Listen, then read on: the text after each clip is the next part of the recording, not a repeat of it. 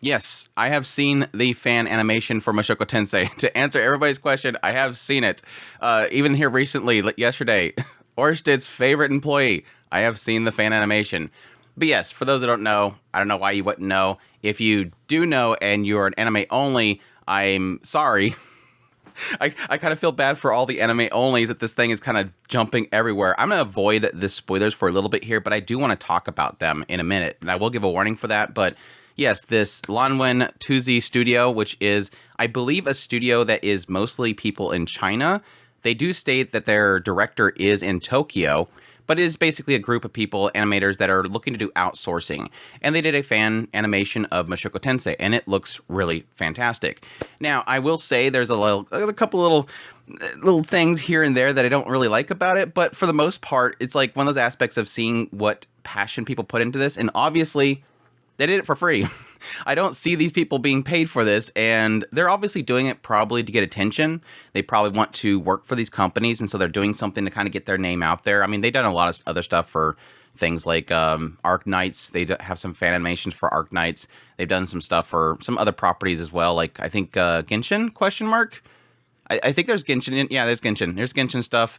So they do like different animations for different things, and really incredible stuff. But yeah, let's get into the actual thing itself, which, yes, I will admit, I was a little bit frustrated for a while now because there's a lot of people that were going, oh my gosh, look, there's some animations from Studio Bind. Look what Studio Bind is doing. I always hate this kind of stuff because, yeah, somebody's doing some incredible work over here, and it just gets thrown over to Bind. Like, somebody wants some clicks, you say, oh, look what Bind's doing, and it takes all the credit away from the actual people that are doing it because people want clicks. They want people to go, oh my gosh, look, he actually found some footage from behind the scenes for Mushoku Tensei. Anyways, but that all said, let's get into the actual thing itself. Let me go ahead and skip up here, and we can see the actual video, which will, like I said, I'm gonna look through it for a little bit, but I'm gonna stop it at the point in which you guys don't want to see it. So, but yeah, it's really great. It opens up with, I have to turn off the sound. Why the sound keeps turning on? I don't want the sound. But yeah, what I really love about this whole thing is it is essentially a playthrough of Rudeus's life. It starts from essentially the beginnings, episode 1, showing the point in which Rudeus is being taken out by Roxy. And it's going all the way, and this is where we're going to get into what I'm going to warn people about later on. It gets all the way into season 3. Now, that's the thing that I don't really like too much about the fact they did this whole trailer. I mean, it's their trailer. They can do whatever the heck they want with it, but there is a side of me that's like, I would like to show this to people, but I can't because it literally spoils things. There's at least one big spoiler. There's one pretty decent spoiler, and then there is one that's like, I guess if you figure it out, it is a pretty significant spoiler. But again, this is literally going all the way to volume 14, which we've only adapted up to the very beginning of volume 10. So that tells you something. This is going to be probably 5 or so episodes into season 3. That's how much they're spoiling here right now. But again, it's like after the midway point of this entire video. The whole beginning segment is literally just like I said, everything that we've had so far. The whole journey, Sylphie, all that kind of stuff. There's a few shots in here that I almost feel like they are sort of, I don't know, not say traced, but kind of at least get inspiration from it, which obviously that's going to be the case. They're going to want to get pretty faithful to what the anime did because that's what people are used to. But I would have liked them to kind of try to steer away from what the anime did, just to kind of give it a different flair. But still, it's fantastic. This stuff takes a lot of work, so hats off to them. A lot of these shots are really incredible. I mean, the shot with Sylphie right here is really fantastic. They have that shot elsewhere with the actual keyframes, each frame for frame. But then, yes, of course, we have Edis getting beating the crap out of Rudeus, getting Aqua Hartia, which is fantastic as well. The actual displacement incident hitting, which, again, right here, this is what I'm kind of talking about. Having a different shot, which, yes, the anime itself was more like a back shot of them. Rudeus is running towards the camera, and then Edis is staying behind, and then he turns around and goes back to her. So it's good right here, at least, to get that different perspective shot. And, of course, we have the whole thing with Rejerd and Rudeus, Edis waking up, freaking out, which I think they did a pretty good job here as well. Again, another shot that's kind of similar to the anime itself, which I think is It's fine. Like I said, get that inspiration there. I do like this. This is a funny little shot. I love that because it is that whole idea of that journey that Rudius was doing with Edis and how she's constantly like, look at this, look at this. Something that we see like concrete from Edis's perspective, just how much she just loves adventuring. And this is just a dream come true for her. But yeah, continuing on, this is probably like the segment of the whole thing that I'm not really like a big fan of. Is just kind of, yeah, they were obviously trying to show that journey and showing him go through each location. It's a good way of doing that by showing the character. It's kind of like the Edie, the anime Edie kind of thing, where it just kind of shows the characters walking and the journey just happening behind them, which is fine. Just not something that I'm that big on. But yeah, I do like the fact they kind of show where he's passing by Roxy, missing Roxy, puking Edis, Rudius, true to the light novel, Rudius completely naked, walking through the village here. And then on into finding Paul, which is great. Running into Zenobia. And then, of course, Orsted. Now, this is where I'm not a big fan. This is probably the only shot that I'm not like a massive fan of. The shot with Edis, which I think that does a good job of kind of showing how, like, absolutely mortified she is. Rudius has just been turned into a donut in front of her. She's just completely heartbroken. She's freaking out. But at the same time, a little bit too much jaw here. A little bit too much jaw. And they're probably doing that just to emphasize her emotion, like showing that coming out there, just showing that exaggerated emotion that's coming out of her. But it's still, it's fine. But yeah, the donut Rudius and actually showing him getting healed, which is interesting. And I've kind of mentioned this several times before, that I'm always kind of curious how the anime itself has always portrayed healing as sort of being like something you're just kind of spraying at somebody, rather than it being something where you're actually touching. Because the novel itself is very clear on a regular basis, you have to be touching. So, I don't know, maybe Orsted, the dragon god, has a special type of healing. I don't know. That could be the case, so I won't say that's gotta be true to form until I read the rest of it. But again, I think this is actually the same shot that they had in the actual anime. So they're kind of just taking kind of the inspiration from that, which is going to get, I'm bringing up for, because it's going to get to a point later on, because I think there's some aspects to a lot of the stuff that is inspired here, but later on has no inspiration. So it's a lot more difficult. This stuff right here, at least they have sort of a background to go based off of. I mean, the whole backgrounds, everything that they have here, somebody has already created those. So at least they don't have to sit there and actually create that up from nothing. There is something to a massive credit that is given to a lot of these studios and animators and directors that are essentially taking text form and turning it into animated form. They have to literally fabricate this stuff from their mind. And I think that's what a lot of people have a problem with whenever they're watching an adaptation, is that it doesn't follow what their mind perceives it as. As a good example of that here in a minute that I'll get into in the more spoiler area, but it is something that I give them massive credit for being able to do. But yeah, Rudius coming back to life, Edis being super, super happy about it, them going to the displacement incident, the actual Fatoa region being gone, going to Rudius after pretty much everything that happened with Edis and Saros and all that kind of stuff. Edis showing up, going into the most controversial scene in the first season, and immediately jumping to Rudius being depressed and leaving, and then little snippets of little everything after that. Like, we're just gonna skim past through all this. This is just volume 7. Nobody cares about volume. I do like the very quick shot here of the knife. I hate that it's so fast, because a lot of these shots are really good. I love that kick. And then yeah, going into the beginning of season 2. But yeah, I think this is probably my favorite shot. Well, there's some of the stuff that we've already covered from the anime.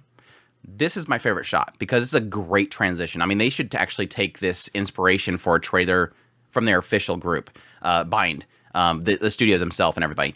This is a great shot because it shows like that first initial meeting with Rudius and Fitz, and then immediately transitioning from the duel where she's rushing forward to immediately transitioning into embracing. Now, yes, canonically, it doesn't make any sense because she doesn't rush him. But that's just, again, it's art. This is actually showing that transition, and I like that. So showing her kind of rush forward, and then it's the embrace. I do like that. It's really cool. Now, again, canonically, she doesn't immediately kiss him, but again, it says what happens here, and I really like that. Now, this is where we get into spoiler territory. So anybody that has not watched or read the novel series beyond what the anime has done. We're going to get into spoilers from this point on. But that is pretty much what you can watch without having to worry about spoilers. So from this point on, we're going to get into those spoilers, which I do want to get into because there's some really cool shots in here and what they did with it. I have my critiques, but at the same time, I have some really interesting things. Now, I want to emphasize, there's some of you out there that are still watching this video and going, what could it be? They are big spoilers. So please don't watch beyond this. You have been fully warned. If you're an anime only, stop watching this. I'm sorry to see you go. Mute me and turn me onto another tab and never look at the video again until it's finished. I don't care. But anyways, yeah, let's continue. The next shot. Immediately going into, obviously, the pregnancy of Sylphie, which I think is a very beautiful shot. I love them kind of sitting there in the bed itself. Really great shot there. And then, yes, the letter. We have the letter from Geese. I'm assuming this is going to be the letter from Geese. It could be the letter from Paul, because Rudius in this period right here gets 2 letters. One's from Paul, pretty much just saying, hey, what's up, Rudius? This is what's all going on. Sorry that I'm a bad father, all that kind of stuff. The usual Paul beating himself up stuff. But I'm probably assuming it's going to be Geese, because obviously right after this, we get right into the teleportation labyrinth. This is the only shot I think that I'm the most about. Now, I've seen this one before. I have actually seen this shot previously as people were leaking Mushoku Tensei Season 2. This is the one that I kept seeing popping up, and it's a fantastic shot. This right here is, my gosh, so amazing. It shows that velocity. It completely wrecks him, gets knocked away, all that stuff. I love how you see Roxy's hat gets blown away, has that kind of slight duck to her. Like, there's so much good animation here. There is velocity. There's the everything. I'm repeating myself because it's so great. I love this shot. It is an incredible shot. But it's not canon. None of this is canon. Obviously, they were taking some artistic liberties here just to kind of, they wanted to probably do this shot. And so let's do that part where Roxy is about to be attacked and the Rudius come in to save her. That's probably what they were doing there. They're just wanting to show off different styles they have. That's literally what this is probably doing. This is showing off the studio, showing what this group of outsourced individuals can do. Hey, let's do the running shot. Okay, show them that we can do some great running shots, all that kind of stuff. Hey, Bind, hire us. let's do this shot. Show that kind of draw away shot. Really fantastic. All this stuff is great. But yeah, this one obviously is the only one where I'm like, that's not canon. Like the rest of the shots, these are actually what I've seen, what I was seeing in my mind as I was reading the novel. This one's not. That's the only one that's not the one that I was actually thinking of. But yeah, even these two, again, there was some people posting that these were actual shots from Bind. It happens. People see this kind of stuff and immediately think it's official, but they're still great shots. Which, yes, technically from the studio itself, we've seen a lot of these shots as well. So it's not like this is anything new. Technically from the PV was where it was at. But anyways, let's get back to this. This is fantastic. I think this, like I said, this shot is, while not canon, an amazing shot. Because yes, for those who don't remember, she was being taken down by a iron crawler, which was described as being sort of a tank caterpillar, or was it centipede? Not a spider. This looks like a spider to me, which again, it goes back to that thing of this could actually be what is the intent of the writer, that this is what it's going to look like. And when they actually do this shot, that could be what it ends up looking like. But again, still, canonically, this is not true either, because everything froze. Like, he froze everything in an instant. He literally did a frost nova that froze everything to its core. And that was the key thing there, was that Roxy herself was essentially splashing things and then using frost nova to freeze them into sort of a shell. And they were breaking out of it.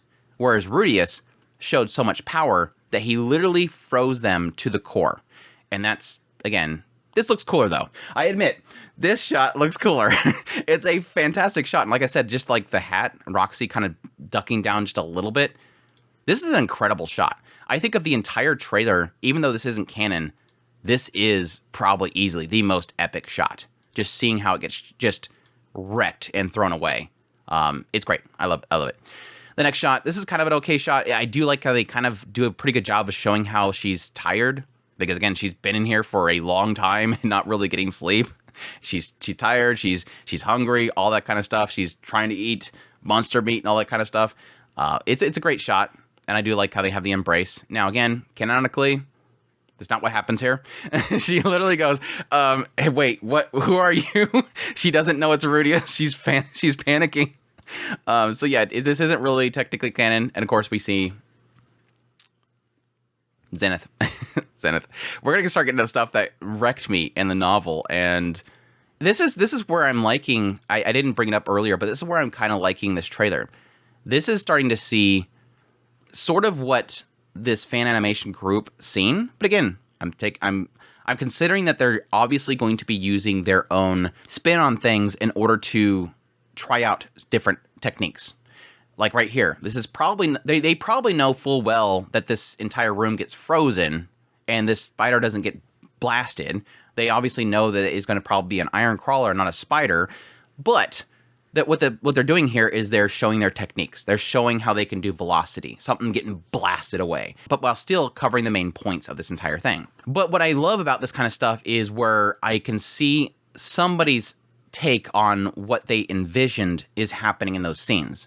And this is where we're finally seeing visually, and not just through our imagination while we're reading through text, we're actually seeing that stuff come to life. And that's kind of what is so great about animation in general, and in adaptations specifically, is finally seeing what the studio and the directors and the writers, and hopefully the original creator being involved, what it actually looks like.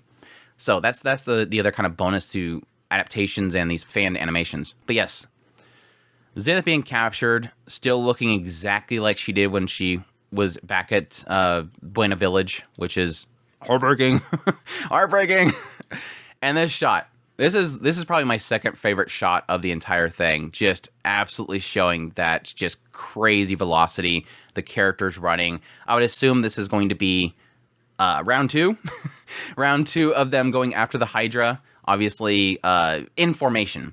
Because in the first encounter with the Hydra, Paul immediately sees Zenith, rushes in there, and then of course Ellen Lace has to run in behind, and then Talhan is waddling along behind. Now that is kind of the funny thing is I don't know that they ever implied that Talhan was keeping up. That dude was waddling. He was quick, but he was waddling. He was trying to keep up with them. But yeah, I cannot wait to see how Bind does this whole segment, because I'm both fearful and excited at the same time. Because yes, a lot of people worried about how they're going to actually handle the Hydra, but let's get into that in a minute.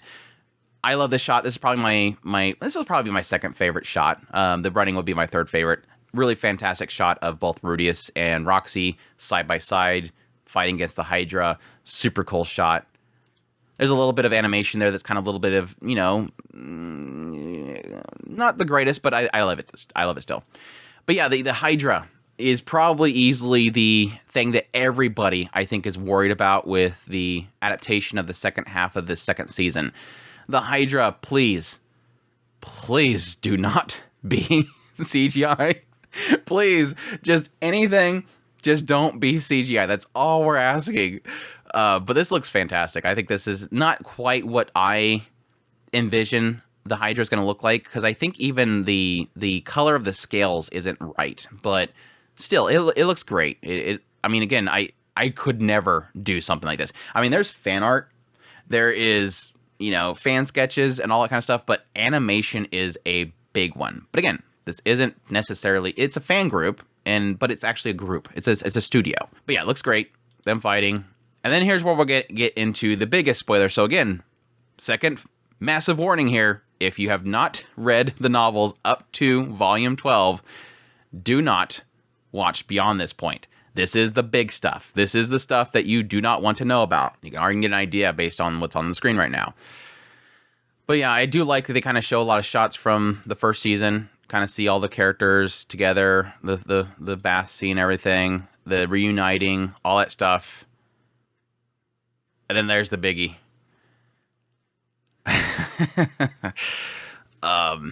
yeah, this does look at to focus here, to criticize the actual fan animation here. This isn't necessarily.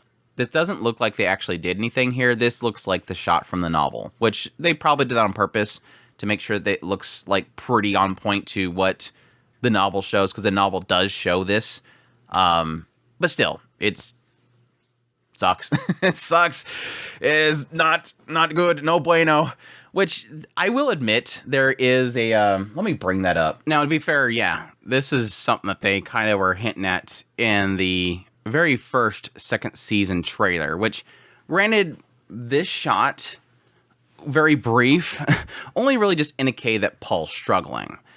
So it's not like they were spoiling what was coming up. But yes, technically the original trailer, they did kind of show a lot of these shots from the teleportation labyrinth, Roxy being, alone and separated. They also even show the embrace of Roxy with Rudius. Not really indicating exactly what happened there, but obviously Rudius upset about something and Roxy embracing. And they also did technically show Zenith. So this is stuff they have actually been showing with the actual anime adaptation. But keep in mind that a lot of these stuff from the trailer from the second season, the first trailer, they're probably not going to use a lot of that. I mean, even a lot of the shots that they had in that trailer that's in parts that they've already adapted and released were changed. So it's not too much of an indication, which they did in the first season as well. They had this long trailer for the first season, and pretty much all that footage was never used. Like, they even had this shot with Aisha and Lilia that was never used. So don't expect that that's actually going to be in the anime. But yes, not looking forward to this. I really do hope that the anime actually nails this scene. I think my biggest kind of hope is that they nail the relationship between Rudius and Paul at this point. Because whether or not they nail that, the anime onlys at least are not going to really get a lot of context here, because what we're establishing in the novel series up to this point is, yes, Rudius and Paul sort of finally connecting. They're finally connecting. I mean, they even in the trailer from the second season, they show that point in which Rudius and Paul and Lilia are in the inn. So I'm hoping, since that's in the trailer, they'll actually show it. But again, they cut a lot of this stuff, and a lot of that stuff from the trailer isn't what is on the final product. I hope they have that scene with Rudius, Paul, and Lilia, because that's that point in which you finally start to see they're making a connection. And even in the labyrinth itself, you're seeing a lot of those points where Rudius is finally connecting with Paul. Not so much that he's not seeing Paul as, this is my dad, because that's the whole point, but seeing him as somebody that he cares about. They're becoming essentially friends. And even right here, obviously still having that conflict, because Paul doesn't see Rudius as seeing that they're family. And that's what frustrates him. Why aren't you upset that Zenith is over there? You've never seen her as your mother. Why don't you see her as your mother? So I'm really hoping that they nail all that stuff. And I think they're kind of doing that with this fan animation, because they're seeing all these shots from earlier, as well as even the shots in the background. That embrace. Here's the embrace from Millis. So you're seeing that kind of embrace. All those memories are still flooding in him. So again, hopefully they nail that, because if they do nail it, it's going to hurt. It's really, really going to hurt.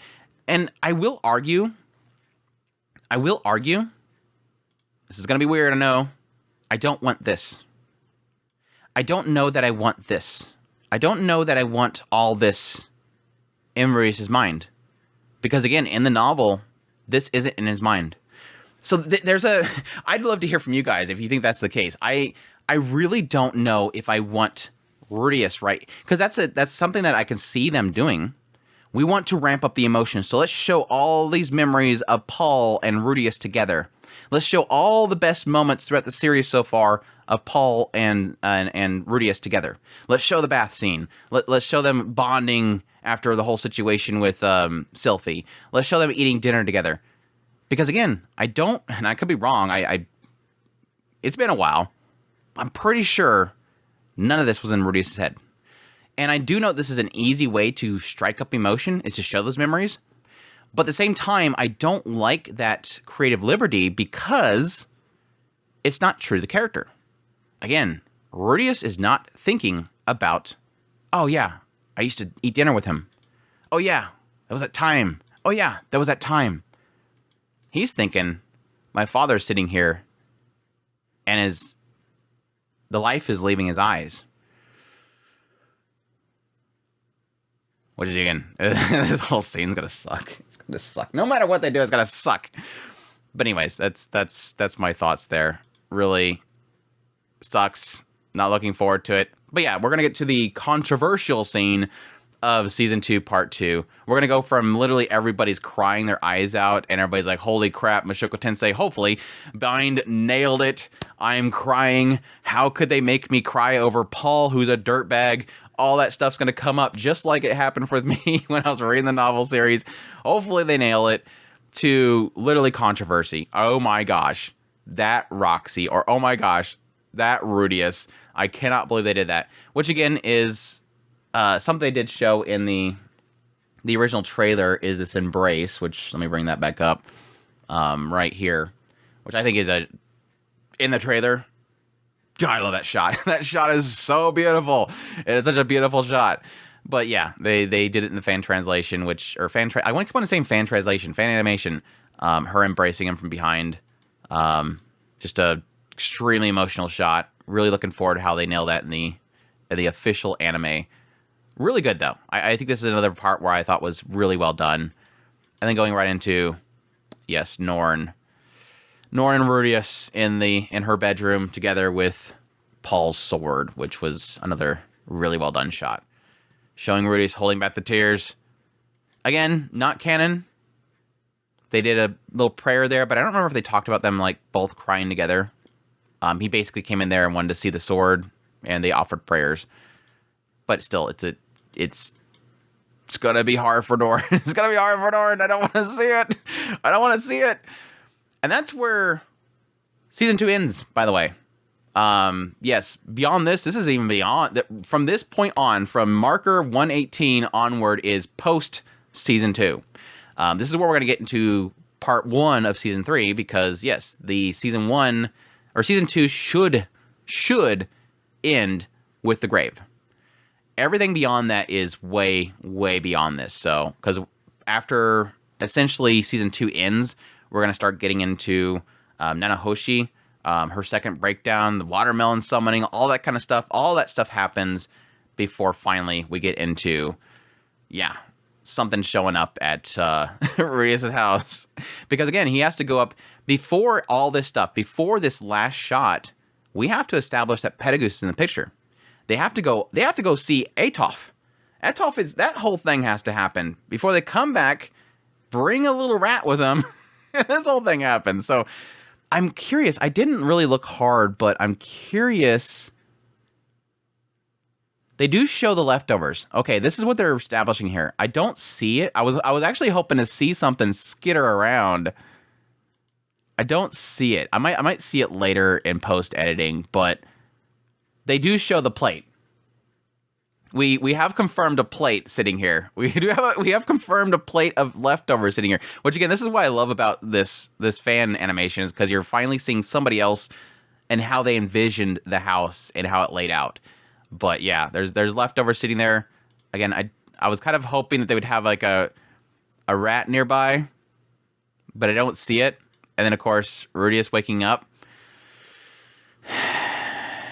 getting up, going to his little room, and then he goes to leave the room, and then, I'm leaving my study, but I think something's behind me, and he turns around and does his goofy little, like, routine of like, oh, I caught you, and he doesn't realize that, yes, there's in fact somebody in the room. Which, yes, that individual. Which, again, this is kind of pretty much taken straight from the light novel. I wish they would have been a little more creative with this shot, do something different than what the light novel shows, but still, it's gonna be big. It's gonna be big. And he puts down the book. Crazy stuff. I don't even need to get into all that stuff, but yeah, that's gonna be crazy. And again, that should be like, I don't know, episode 8? Off the top of my head, I'm not even calculating here. I think it should be like episode 8, because that'll be at the end of volume 14. So they'll do volume 13, which should be about, 3 or 4 episodes. Volume 15 or volume 14, which should be 3 or 4 episodes, and at the very end there. So yeah, that should be probably around the 6 or 8 episode point of the 3rd season which is that going to be? I don't know. There's almost a side of me that almost wonders if they would drop that right at the, if they do another split core, which I no doubt it seems to be what they're going to be doing for this series. If they do a split core, drop that at episode 12. That would be terrible. Which again, I don't see them doing it because that's going to be 2 volumes in. Each core, they're doing 3 volumes. So there's no way they can do that. That's going to be probably, again, like 2/3 through that first core. But it'll be crazy.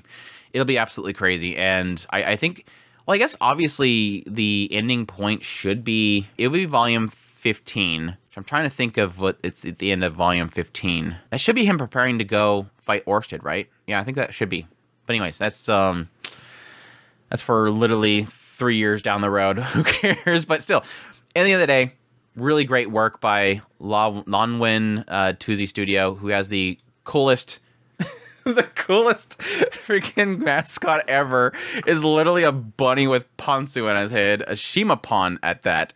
So I dig. I mean, it could be a swimming cap.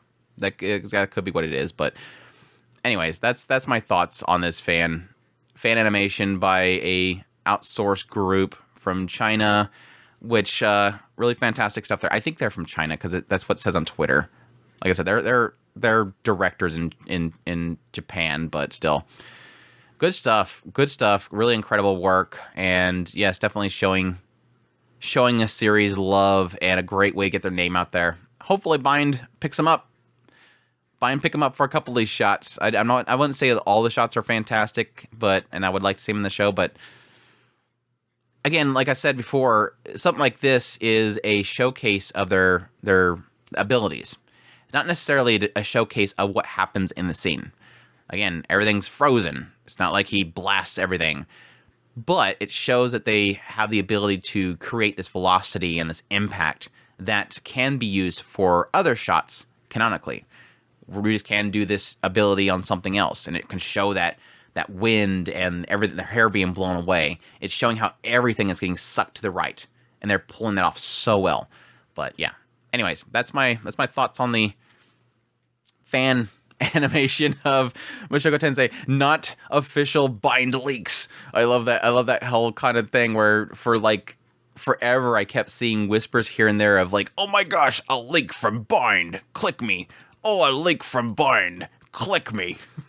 Anyways, hope you guys enjoyed this video. As always, if you did, make sure that like button down below, comment, let me know what they thought of this whole fan animation, and additionally, if you're new to the channel, make sure that subscribe button's got my content. I do news, reviews, first impressions, top list if it's anime, it's pretty much here. Additionally, I do a Mushoku Monday every single Monday where I go to the novel series and do my analysis on it. We're currently on volume 17, so we're way past the anime. But if you've read the novel series and you don't mind, definitely check it out. We have a premiere every single Monday. It's a lot of fun. Additionally, if you're anime only, I don't know why you'd be here still. I'm doing skip content videos and my analysis of the anime when it comes back. Additionally, if you like this content and you want to support the channel more, I have Patreon link, tips, links, super thanks, membership button below. Greatly appreciate what it does. Take care.